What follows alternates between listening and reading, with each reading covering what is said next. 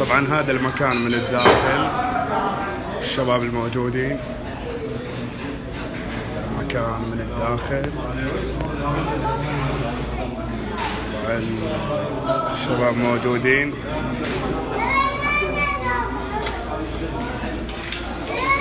السلام عليكم استاذ يحيى قريش، يعطيك العافيه.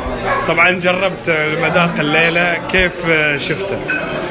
والله اكل لذيذ جدا، واكل يعني لما نتكلم عن اكل سمك في مطعم يعتبر مميز جدا جدا جدا، غير مطاعم الاسماك اللي متعودين عليها. تاكل مطعم سمك تقول يعني شويه البيت طبعا بيكون افضل، بس هذا تتكلم بعض الاحيان يمكن نقول ان هذا افضل من بيتك للامانه. يعني تشعر انه اكل بيت جدا مميز. وش الوجبه اللي عجبتك؟ الوجبه اللي عجبتك؟ في عندهم طبعا مكبوس الربيان كان مره لذيذ، عندهم صياديه، عندهم سمك اسمها المرد. اي مرد او حاجه كذا، الرد او الرد كذا، لذيذه هذه جدا. هذه الصدفه اللي فيها الميكس، الربيان مع الجبن مع الكريمه، هذه مميزه الامانه. صحه وعافيه. ايوه الاضافه، الشيء المهم جدا اللي يميز المطعم هذا ان الشيف هو صفواني، طباخ رقم واحد، عاش في الاردن وعاش في الاسكندريه، يعني في بحر الاسكندريه وش اسمه، وبحار اساسا، بحار هو، فيدري عن السمكه ويدري عن الربيانه ويدري عن شو اسمه، هو عماد. اي فهذه ميزه مميزات يعني العاطي. والامانه بعد زوجته تشتغل وياه في المطبخ، وهذه ميزه انه داخلين العنصر النسائي، زوجته طباخه وياهم في نفس الجسم. انا اخاف تترك اكل بيتكم بعدين. في عنصر نسائي يعني موجود. اقول لك اخاف تترك اكل بيتكم من هذا انا من زمان تاركنه. الله يعطيك العافيه. الاستاذ زكريا قريش، كيف شفت المطعم اليوم للوهله الاولى اللي لكم اطباق خاصه كانت؟ صراحه المطعم جدا مميز، وما اظن فيه مطعم في المنطقه يخدم الاكلات البحريه زي المطعم هذا. احنا اليوم جينا وجربنا الاكل مميز، يعني تقدر تقول اكل بيت، والطبخ مستوى 5 ستار.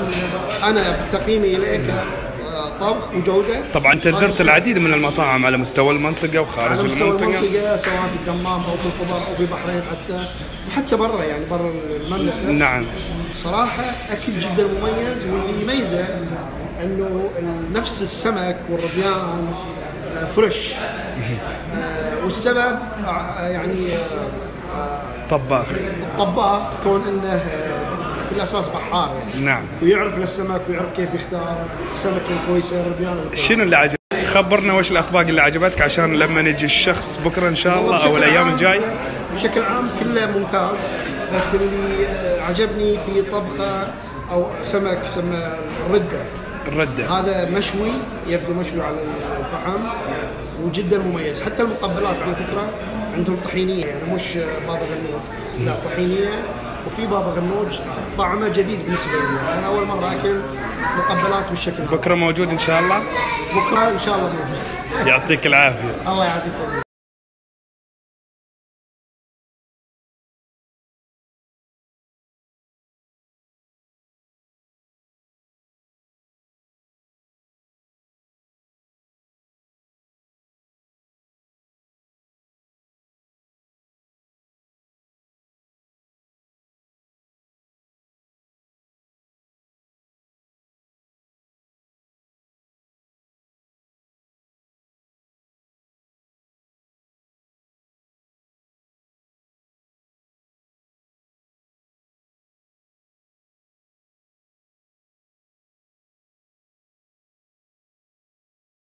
زي ما قلنا لكم، احنا طباخنا المصري اللي جبناه هذا من افضل مطاعم الاسماك في الاسكندريه، وطلعت بنفسي انا اكثر من 4 مرات مخصوص لحق الطباخ نفسه.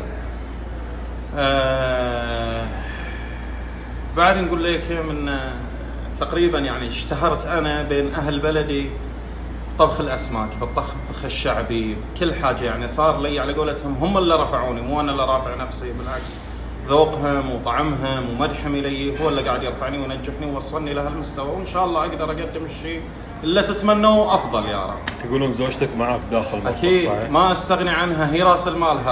هذه هي راس المال.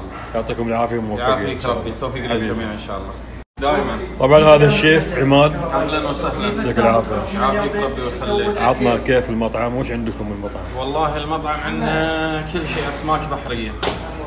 عندنا ميزه تجي انت وتشوف سمكك بنفسك وتختار طريقه طبخها بنفسك. في عندنا شيء اسمه شيف تحت الطلب. شيف تحت الطلب انا جاهز بكره ما ودك في اسماك، ودك مثلا في لحوم في دجاج، تحت الطلب. عطني طلبك من الليل، بكره ابغى غداي كذا، ابغى عشاي كذا، بغض النظر ممكن حتى اسماك بحريه، سوي لي صالونه ربيان، يعني انه مو موجود عندنا بس انت تبغاه مخصوص، هذا يجي له حق شيف تحت الطلب.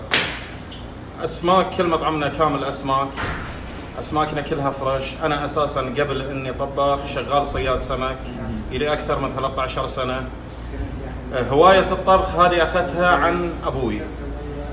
طبعا زي ما قلنا هوايه الطبخ هذه وراثه منتقلينها عن الوالد الله يعطيه العافيه، ويعتبر يعني الاهل كلهم اهلي. معروفه عائله ال سعيد معروفه عندنا بصفوه من اجدادنا هوايتها ومهنتها الاساسيه صيد الاسماك. اضافه الى الطبخ سنين واحنا على قولتهم نتعلم من الوالد، وممكن حتى احيانا ناخذ تحديات او هو يعطينا تحديات. سؤال، في عوائل في المطعم ولا؟ مستقبلا ان شاء الله اكيد. العوائل يهمنا شيء كبير، عندنا اهتمام في العوائل، فمستقبلا راح نوفر صاله بالدور الثاني مخصصه الى العوائل. متى تقريبا يعني؟ يعني ان شاء الله في خلال ال6 اشهر. ان شاء الله قبل، نحاول قد ما فينا قبل. الان الطباخ كله بايدي سعوديه صح؟ الطباخ تقريبا نسبه 70-80% ايدي سعوديه، جايبين لنا من افضل الطباخين من مصر، من مطعم معروف اكبر مطعم في الاسكندريه للاسماك